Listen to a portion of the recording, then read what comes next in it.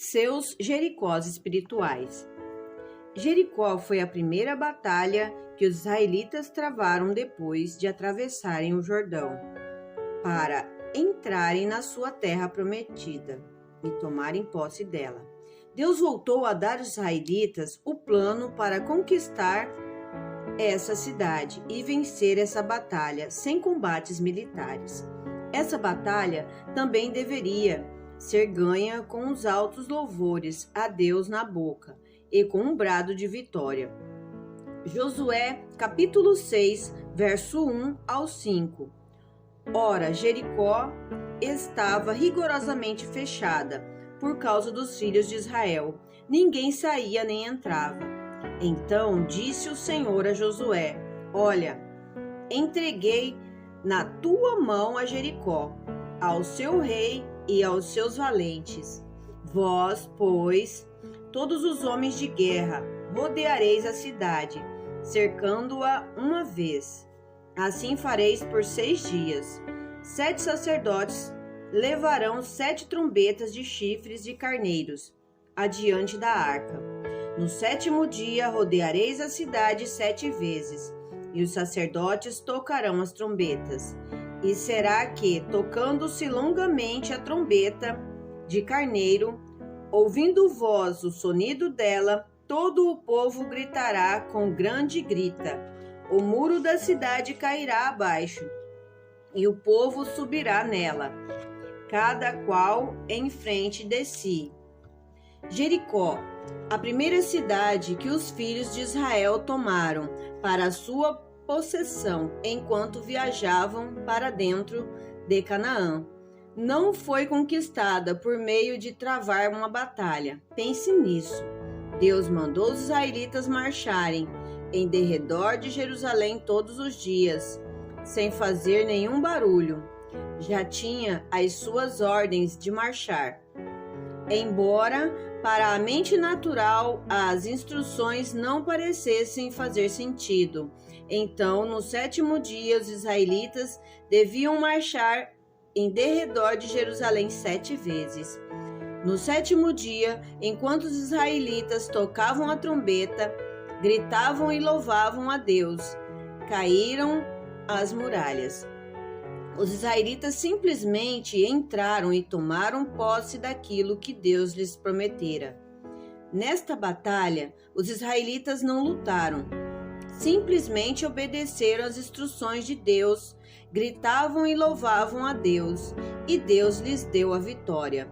De fato, para nós, os cristãos que vivemos segundo a nova aliança, tomarmos posse da nossa terra, Canaã, também teremos nossos Jericós espirituais, que precisaremos conquistar para a glória de Deus.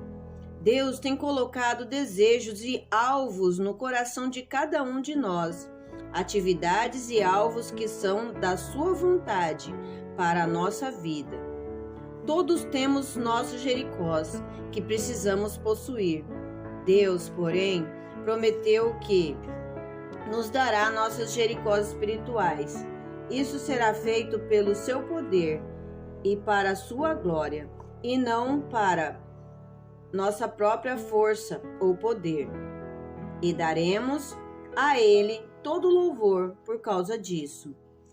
Nossa experiência cristã na terra é, num sentido espiritual, semelhante à vida física para os filhos de Israel.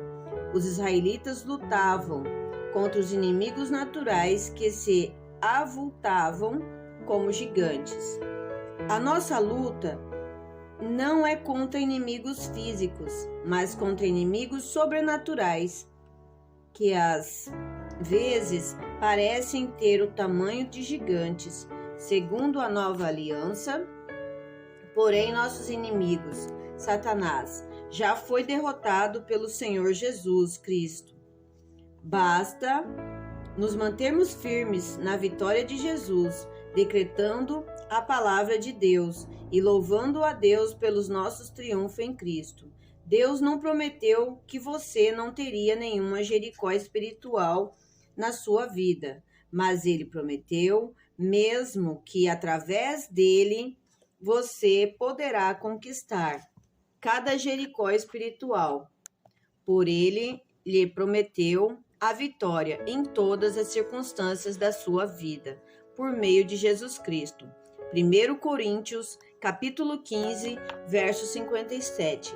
2 Coríntios, capítulo 2, verso 14.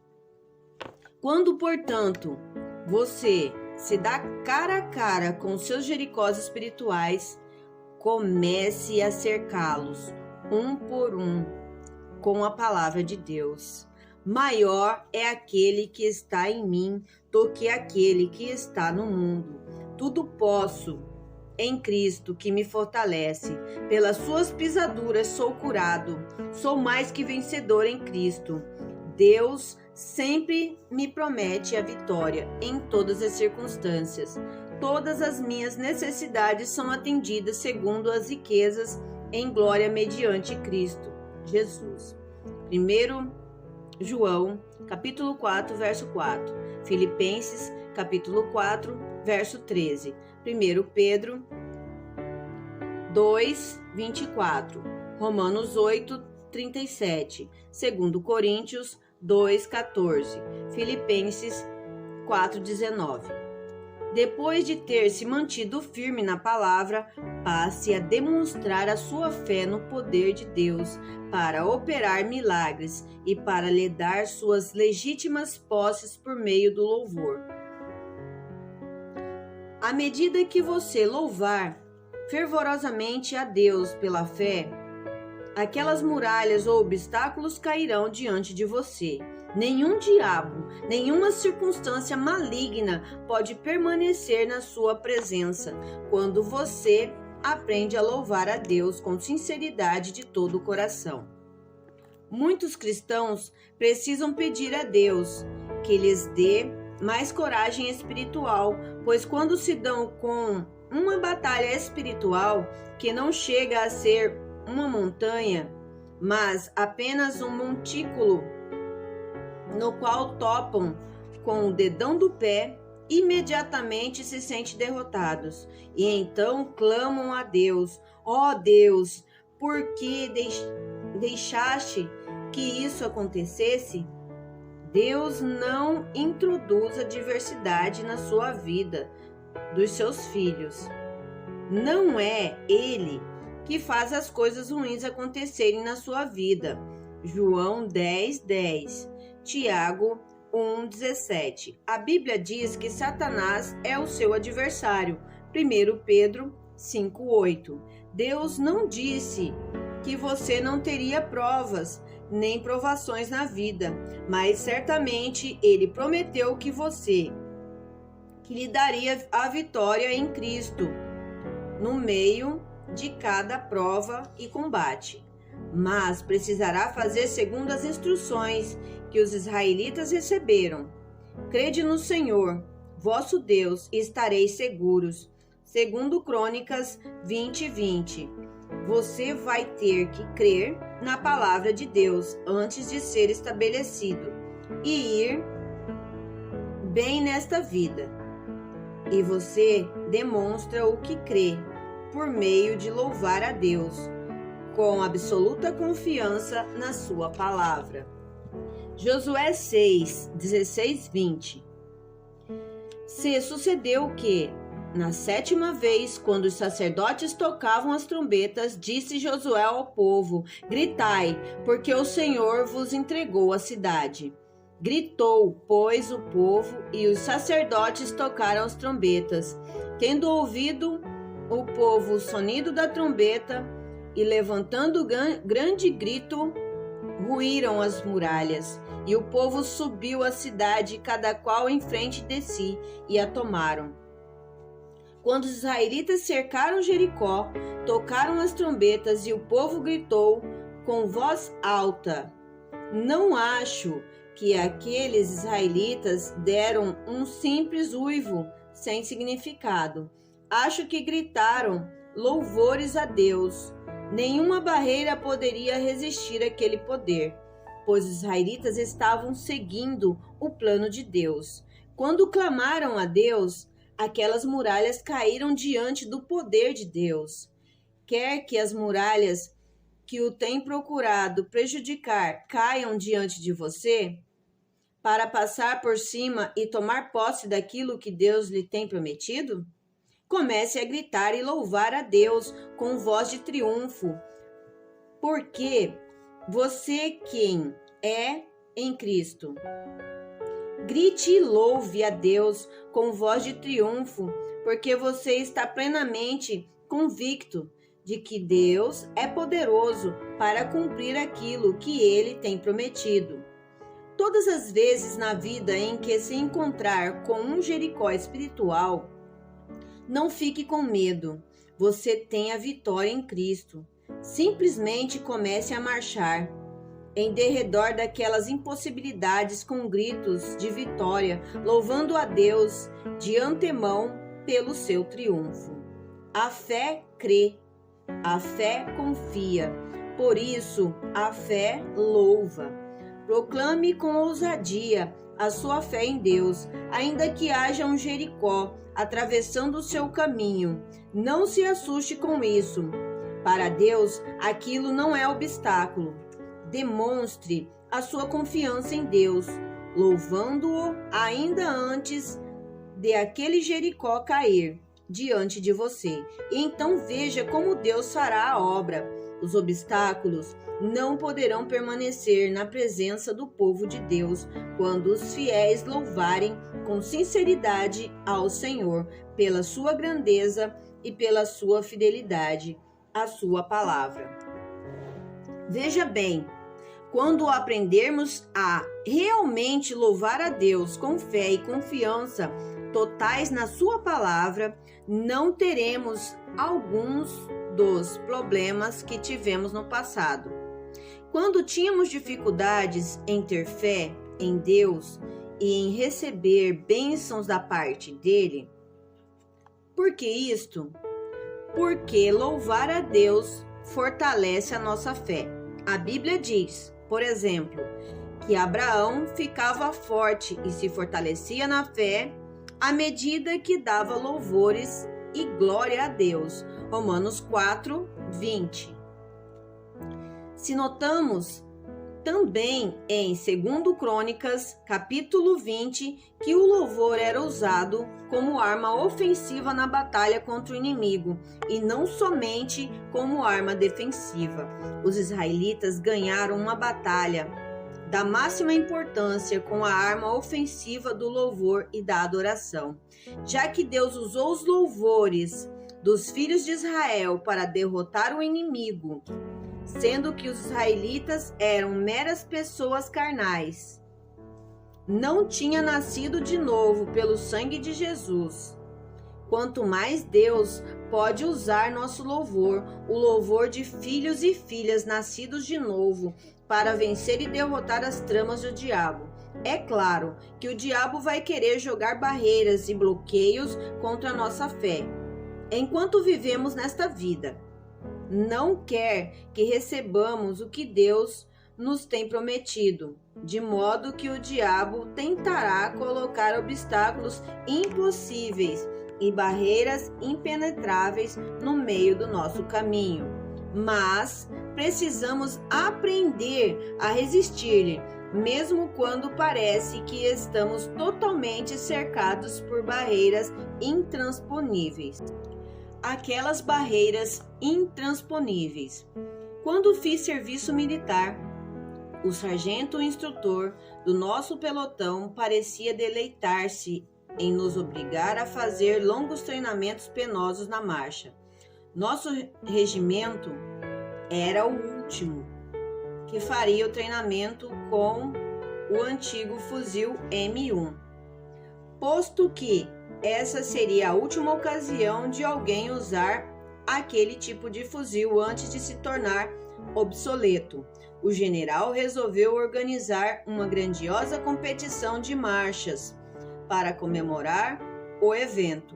Um pelotão de cada companhia do regimento de treinamento foi escolhido para participar da competição.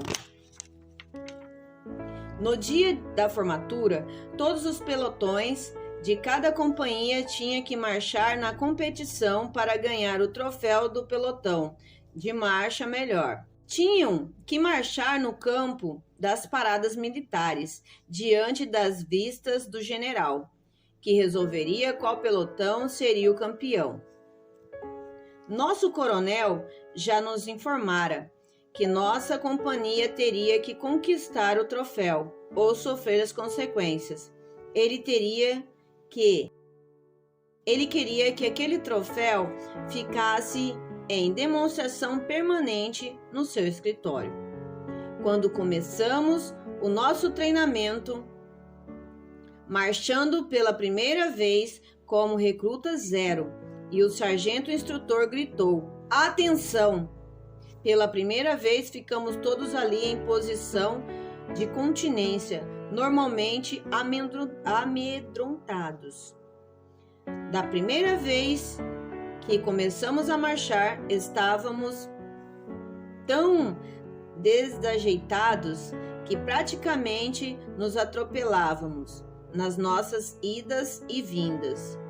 Não sabíamos marchar, éramos recrutas chucros.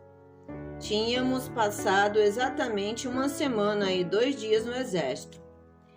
Depois de proclamado o concurso de passar as tropas em revista, nosso sargento instrutor declarou: "Este pelotão vai conquistar o troféu para o coronel no dia da formatura. Todas as tardes, depois do jantar, e quando todos os demais estão livres, este pelotão vai sair ao campo das paradas a fim de marchar até depois do escurecer, até aprender a marchar como soldados de verdade." Por isso, marchávamos e marchávamos e marchávamos. No fim da tarde, depois de todos os demais terem acabado os deveres do dia, ficávamos marchando naquele campo. 1, 2, 3, 4. Para a frente e para trás, para a frente e para trás. Marchávamos até escurecer e em seguida marchávamos ao luar. Da primeira vez que marchamos, parecíamos um agrupamento desajeitado, sempre atropelando uns aos outros, porque não sabíamos a mínima coisa a respeito de marchar. Marchando durante aquelas longas horas, cantávamos quando ficávamos cansados, porque assim nos esquecíamos da nossa grande canseira. Depois de cerca de 5 semanas de marchas intermináveis, nosso sargento instrutor disse: "Tirem as bainhas das baionetas e as coloquem-nos nos seus cintos de munições. Quando você está marchando com um agrupamento de recrutas chucros com baionetas desembainhadas, precisa tomar cuidado. Da primeira vez que o sargento grita: 'Para trás! Marchar!', precisa esperar que todos se voltem para a mesma direção no mesmo momento, ou então terá que abaixar a cabeça depressa, senão alguém vai se machucar com uma baioneta." Quando o sargento instrutor deu a ordem para trás, marchar, os homens voltaram-se em várias direções. Ouvíamos o barulho de metal contra metal, enquanto as baionetas se tocavam acima das nossas cabeças. Nunca na minha vida fiquei tão feliz por estar na fileira da frente. Olhei para trás e certo recruta comentou: "Agora sei por que usamos esses capacetes de aço na cabeça. Sem capacete, agora eu estaria nas últimas." Outro soldado, tentando obedecer aquela ordem, dera com a baioneta em cima da cabeça dele. Finalmente, depois de marcharmos todas as tardezinhas durante umas 5 semanas, o sargento instrutor convidou o comandante da companhia para sair ao campo e ver-nos desfilar. Até aquelas alturas, já tínhamos ficado bastante adestrados. Quem marchou tantas horas quanto nós marchávamos, acaba aprendendo. A boa forma, marchando em desfile, torna-se parte do nosso ser. Enquanto o sargento instrutor e o comandante da companhia observava o nosso desfile. O sargento instrutor, que fora tão duro conosco no início, teve que reconhecer: creio que vocês conseguirão ganhar aquele troféu. Formam um dos melhores pelotões que já treinei. Agora vou levar vocês marchando para exibi-los diante dos demais. Colocou-nos em desfile perto de outra companhia que estava ensaiando, e aqueles soldados davam um aspecto terrível. Pareciam do jeito que nós éramos quando começamos a marchar pela primeira vez. Muitas vezes, nos nossos treinos, o sargento instrutor nos mandava marchar ao longo de certo trecho da estrada de asfalto. Bem no fim, o trecho havia um muro de blocos de cimento, com 3 metros de altura. Usualmente, o sargento instrutor nos mandava marchar pela estrada, e quando estávamos a uma distância de 3 ou 5 metros do muro, dava a ordem: para trás, marchar, e fazíamos a reviravolta e voltávamos marchando. Mas certa vez queria testar a nossa obediência. Ele nos fez descer marchando por aquela estrada de asfalto, mas sem nos dar a ordem da reviravolta. Enquanto nos aproximávamos com firmeza daquele muro de bloco de cimento, dava para ver que não havia maneira de passar por cima dele, nem de contorná-lo. E realmente não havia nenhum lugar para ir, senão dar de nariz naquele muro. Mas o sargento instrutor não fez nenhuma pausa na sua cadência. 1, 2, 3, 4, enquanto nos aproximávamos cada vez mais daquela barreira. Continuávamos marchando. 1, 2, 3, 4. Dei uma olhada furtiva para o homem ao meu lado, e quando ele olhou para mim, o sargento instrutor gritou: olhos para frente! No mesmo instante, voltamos a nos olharem para frente. Fiquei na fileira da frente, juntamente com os outros líderes do pelotão, que também provinham do Texas. Finalmente, aquele muro estava diretamente na nossa frente. O sargento não nos deu ordem de para trás marchar, de modo que marchamos diretamente até o muro. Enquanto nós 4 da fileira da frente ficávamos em frente do muro, com o nariz tocando nele, cada vez que o sargento falava nossos joelhos esquerdos subiam e batiam no muro. Cada vez que dava a contagem de 2 ou de 4, nossos joelhos direitos subiam e batiam no muro, mas continuávamos marchando, mesmo forçando o caminho contra o muro. Resolvi que obedeceria aquela ordem até o muro ceder e marchássemos para cima dele, ou o sargento nos desse a ordem para trás marchar.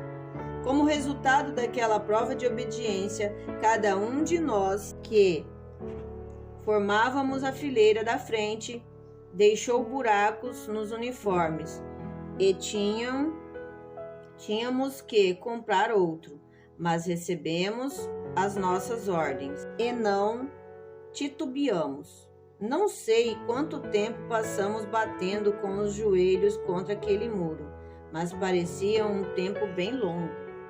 Tínhamos sido treinados, pois para continuar marchando, seja qual for o obstáculo, não importa o que atravessava o nosso caminho, caminhões, automóveis, animais, fosse o que fosse, tínhamos as nossas ordens de marchar. Não devíamos parar de marchar, por qualquer motivo que fosse, a não ser que recebêssemos ordens nesse sentido, tendo cada um de nós o nariz fazendo pressão contra o muro.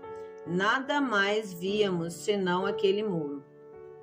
Você fala em obstáculos intransponíveis, mas tínhamos recebido as nossas ordens de marchar.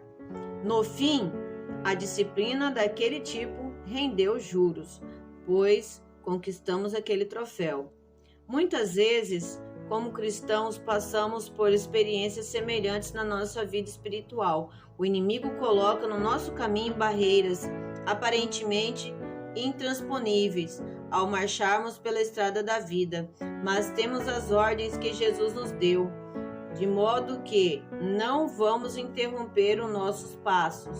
E às vezes, quando marchamos contra os muros da adversidade, o Senhor requer de nós que fiquemos aí, marchando. Em outras palavras, nosso dever é manter-nos firmes empregando a palavra de Deus. É isso que é a obediência. Há momentos em que será necessário aquele tipo de determinação para vencer o diabo nas circunstâncias da vida. Você terá que simplesmente ficar firme, mesmo quando a oposição é esmagadora. Terá que enfrentar Satanás usando a palavra de Deus, nem olhando para a direita nem para a esquerda. E mais, importante ainda, nunca interrompendo os seus passos dados na fé.